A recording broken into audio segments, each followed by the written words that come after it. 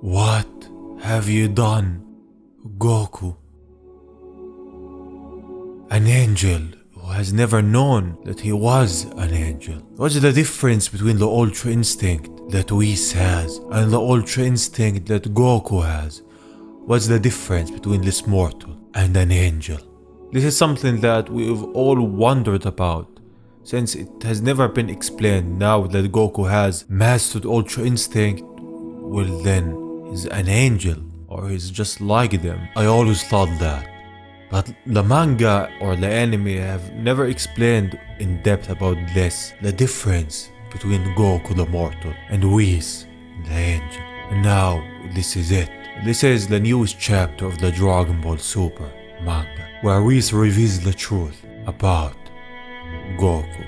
In the previous chapters we've seen a new mortal who arose in power, the one who became the strongest mortal in Universe 7 by wishing it upon the Dragon Balls. He's seeking revenge on Frieza and the Saiyans. And now, with this newest chapter, it all will make sense. What's the truth then, Whis? On Pierce's planet, Whis thought and says, "Tell me, what is the decisive difference between us angels and you, Goku?" Goku looks at him, not knowing what to say. He says, "I don't have a halo." Whis isn't impressed by that answer, as his staff is coming straight at him. Whis dodges it, while it hits Goku right on his face, knocking him down. He tells him, "It's that we are always in the Ultra Instinct state, while you, on the other hand." Goku says, "I know, I gotta transform first to use Ultra Instinct. My body doesn't just dodge stuff on its own, right?" "Well, not exactly. Is that you are equating Ultra Instinct to a transformation. That's what Whis says. When your heart is calm, your body should move on its own, no matter what form you are in." As Whis starts doing tricks with his staff, tricks that he doesn't think about. And Whis is right. Goku transforms every time he uses Ultra Instinct, and he can't use it for long since it drains his ki and puts a strain on his body. We've seen that in the previous chapters, while Whis is always in his Ultra Instinct state.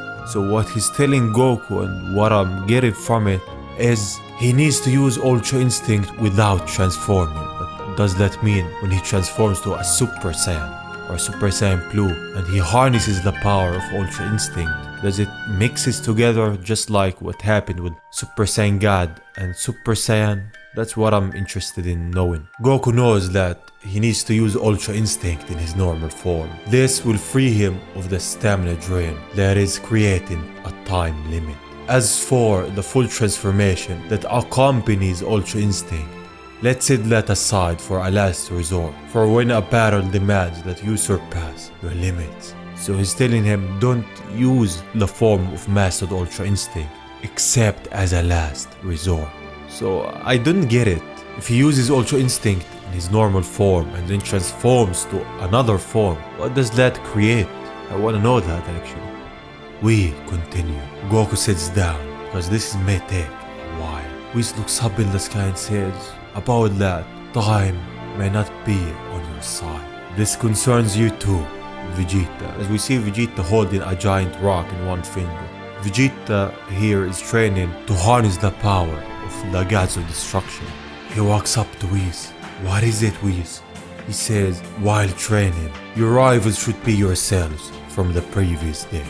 Work hard to grow stronger than your past selves." And that's, well, what the Saiyans do. They plan to get stronger each day, and naturally they grow stronger. We said it just in case. Not long ago, something odd happened in the universe. This gets Kakarot excited like always. Is a really strong enemy about to show up? With all of his excitement, he says it, while Whis looks up in the sky and says, "An enemy? I'm not so sure." He's talking about Granola. Granola wished to become the strongest in the universe. The one misconstrued, the one who's seeking revenge. Time doesn't wait. It moves with you or without you. On planets real, Granola arrives there once more. He's far away from his home, looking at the Namekian who lived with him. He's gonna wait from afar till they tell him about Frieza's location. He will be watching over the old man from here. He still cares. He's not a bad person, and he was never. He lost everything. He lost his love, his family, his planet, and it's normal to seek revenge. It's normal to become like him. I understand his pain, but where will his pain take him? On another side in the universe is the bandits that Granola was with. He's sending two of them, Oil and Maki, to pay a visit to Zuno. Zuno is the one that when you kiss him, he gives you intel about anything in this universe. He sends them there to ask about Goku and Vegeta and their weaknesses. While they leave, we see him talking with one other of his henchmen, the one who's the strongest of them all, who wanted to fight Granola but couldn't. This guy one day can surpass Frieza.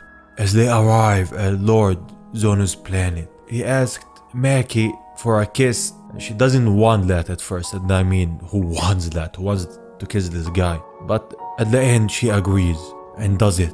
Now he blesses them with 10 questions that he shall answer.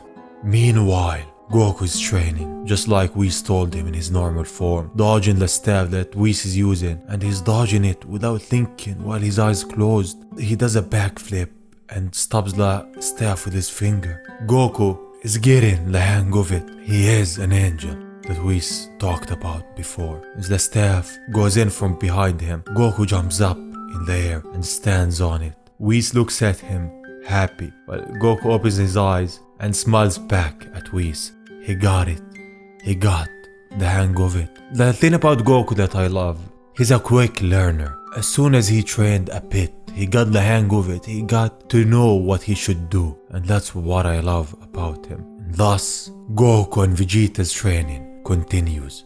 Vegeta standing in front of a waterfall. As lodges fall down at him, he jumps up and uses the Hakai to destroy them one after the other, and they just keep coming and coming as he uses the Hakai technique more and more. He's training to become a god of destruction, training under Beerus's hands. We see it's Beerus who's training him. He's throwing the logs at the river to fall down at Vegeta, but with the last one he sends a giant log tree which is the size of the river itself. Vegeta gets angry and uses the Hakai on it, destroying it and destroying the river itself as Beerus hits him on his head for what he has done.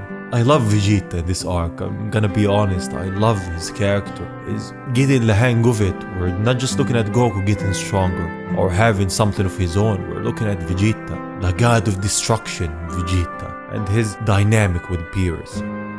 And so, time passed.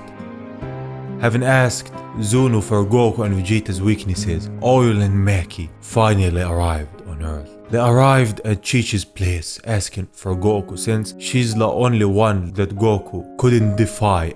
They're offering a job for him. On Beerus's planet, Whis gets a call from Poma. She asks for Goku and Vegeta. They have some guests. It's Maki and Oil. They said that there's apparently a villain they want them to beat. Chi-Chi tells Goku to come back. They're gonna pay him to defeat this foe. While Poma says, they say he just popped up out of nowhere and he's the strongest in the universe. The Saiyans are surprised. The strongest in the universe? You think this guy is the one the Oracle Fish was talking about?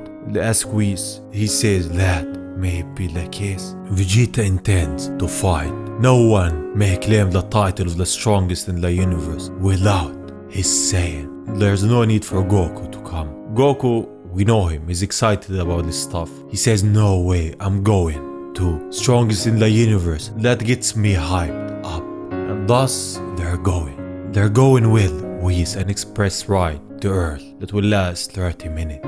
After this training, there's no way they will lose anymore. You will all see how my training paid off, Goku says. Beerus is hearing it and he gets pissed off. Since he trained Vegeta, he wants to see the fruits of his training. He calls him and says, take this.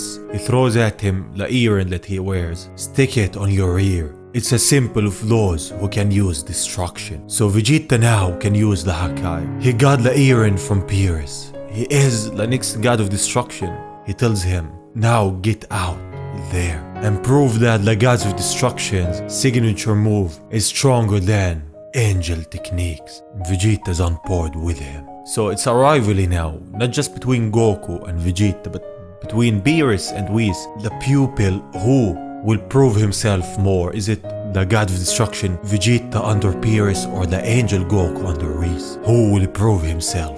Whis looks at Goku, then I'll bring back this mark as well, as he gives him the mark of the angels. Beerus gets irritated more. You're throwing down the gauntlet? Whis says, I believe you threw it first, Lord Beerus. But Vegeta, as he's put in the earring, says, calm down, Lord Beerus. I have no intention of losing to Kakarot. Beerus is happy, seeing how Vegeta looks, seeing what he wants to achieve. Goku says, you're gonna eat those words. I'm loving it this far. Beerus has a disciple now. Vegeta has a purpose, has something to rival Goku with. That's what Dragon Ball was missing from the start, and I'm so happy that we are there now. Whis says, excessive confidence may be your doom. We've seen them against more. I cannot intervene in the affairs of the mortal realm, but I will leave you with that warning. He wants the best for them, so it's all fine. As they leave, and Beerus gets some quiet time. They arrive at Earth after 30 minutes and meet with Oil and Maki. They will leave with them. Before leaving, Chi-Chi tells Goku to be careful. He says, and this is something new in the Dragon Ball universe, that he will be fine. It's not like Earth is in danger this time. Dragon Ball has expanded, not just on Earth. They leave with them on their ship. It has a swimming pool and all, and they have all of the food that they need. Vegeta asks how they have this ship while their planet is ravaged by that granola guy. They say that they are their saviors, so they had to get a special ship. Now they're eating and training. It's gonna take 18 days to arrive to Granola's location. They're not gonna waste any more of it. But Maki and Oil are bad guys, and what they do next is below garbage. They call on Granola and tell him that they found Frieza, but he sent 2 assassins to Surreal right now. She's talking about Goku and Vegeta, and he's excited since it's the perfect opportunity to test himself and to strike back. One more thing, those 2 goons are apparently members of that extinct Saiyan tribe, and this sends shivers down his spine. So there were a few survivors. There are Saiyans who are still alive, the tribe that drove the Cerealians to extinction. He gets out of the ship, looking at the sky. Saiyans are coming to my planet once again. It's 50 years overdue, but the revenge will be finally mine. I'm starting to think that the prophecy of the strongest mortal isn't about either of them. It's about that guy from the Henchmen. I don't know why I'm starting to think that. I want to see how it all unfolds. Will Granola be a good guy at the end? Will he be their friends? Will Broly arrive? Will Frieza arrive? What will happen? Well, this was the story for now. The story of the time that Whis revealed the truth about Goku. The story about the time that the secrets of Goku and Vegeta were revealed. Saying that, I will see you on the next one. Bye bye. Sail.